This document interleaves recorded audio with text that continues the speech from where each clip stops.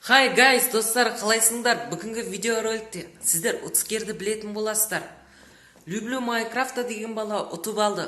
Құттықтаймын, вкма жазып, саған беретін боламын. Бүгінгі видеоролигіміз аз болмасын деп мен сіздерге жеті тілде сәлем қандай болатынын айтып көретін боламын. Осындай видеолар трендте болып жатыр, достар. Например, сәлем қазақша, привет орысша, бонжо французский, hello английский, hola деген испанский, hello деген немецкий, достар. Чау деген итальянский. Сонымен біз жеті тілді айтып шықтық.